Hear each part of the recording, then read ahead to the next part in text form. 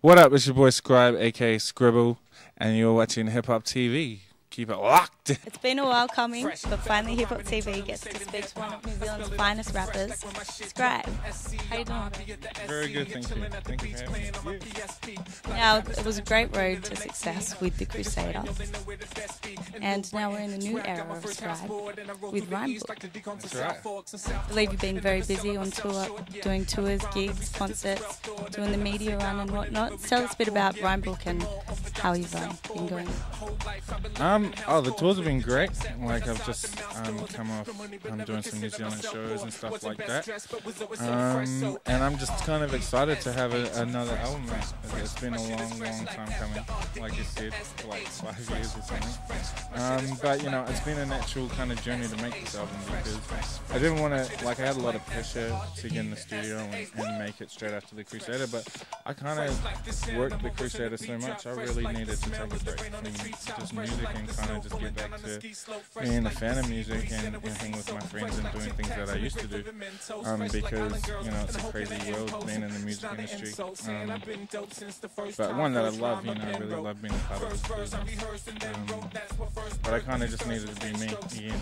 So that's kind of why it took so long, and now I'm here with the new album and new producers that I've been working with, and it feels good.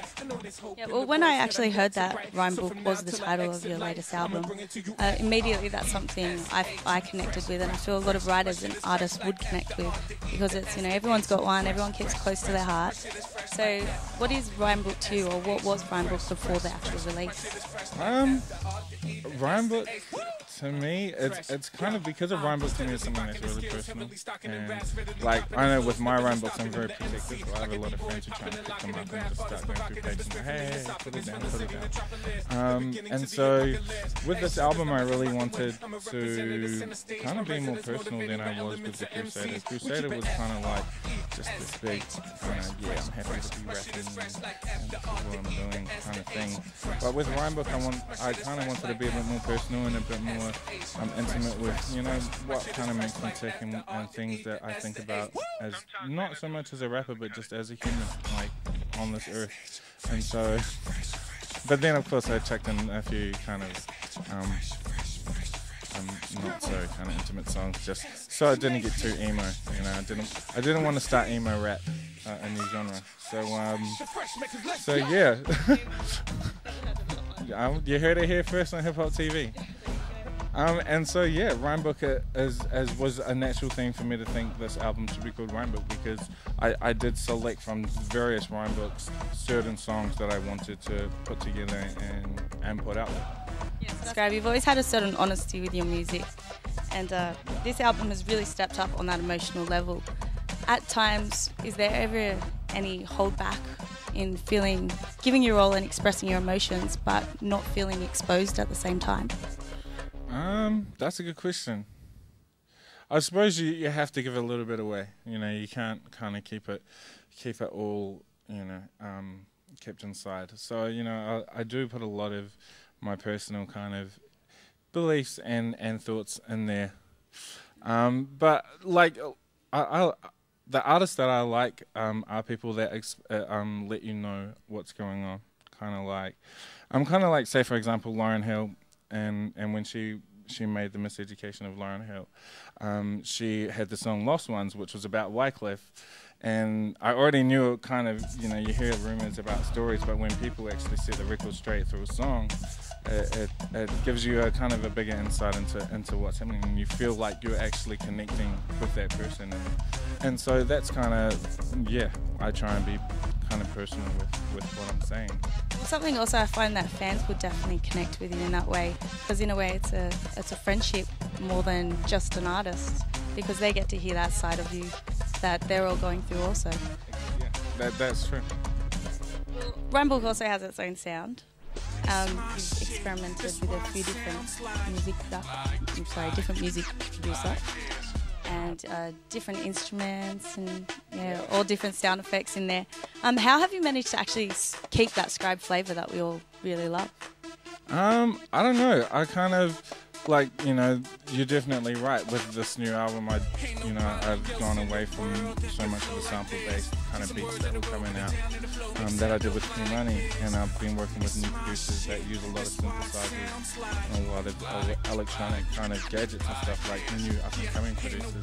So it was hard for me to try and adapt to that new kind of sound, but the thing is, I just go with something that I like. Like, I'm not a big fan of electronic kind of beats, but the ones that I picked for the album I like. So I think that's kind of where my you know, the Scribe flavor comes through, and I try to keep the lyrics kind of quite cohesive and quite easy to understand, and yeah, I hope it translated into the new shit. But in saying that, I did a lot of flack from my fans. Like, you know, I keep up on what they think, and a lot of them did, you know, was like, F.R.E.S.H, what the hell is that? That's shit.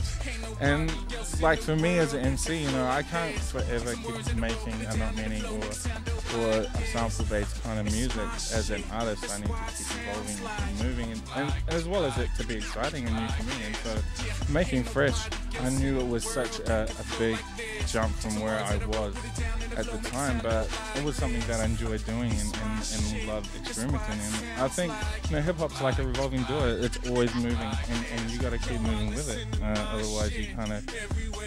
I don't want to be a one-trick pony. I don't want to be someone that's like, oh yeah, that, you know, that's what he does. I like to think that I could do anything.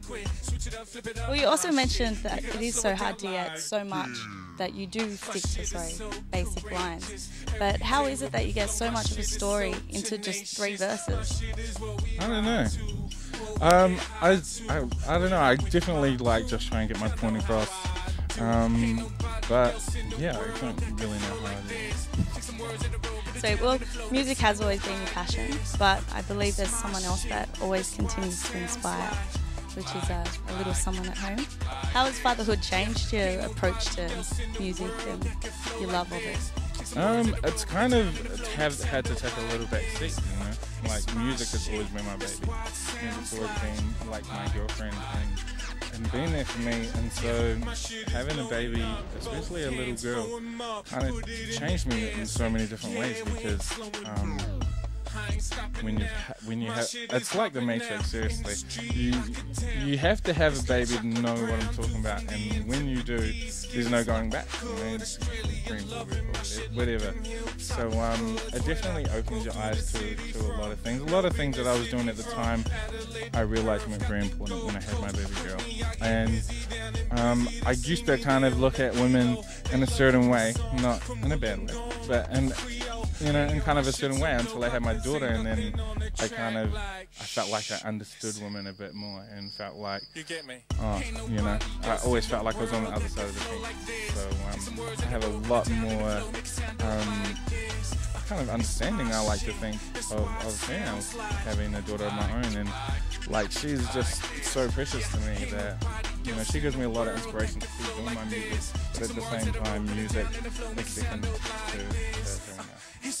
Tell us about your track with Chloe, how that come about, and the tour. Well, I've always been a big fan of Khaled since, you know, way back, Black Star, Lyricist Lounge, even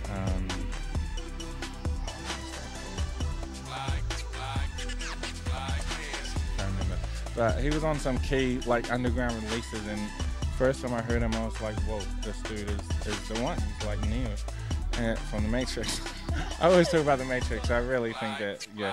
Anyway, he was like the one, and I was like, oh, it's an honor to meet you. And he was like, it's an honor to meet you. And then from that moment, I was like, oh, wow, he's honored to meet me. And so I kind of like, cool, this guy's really cool. And, you know, he rolled up a blunt, and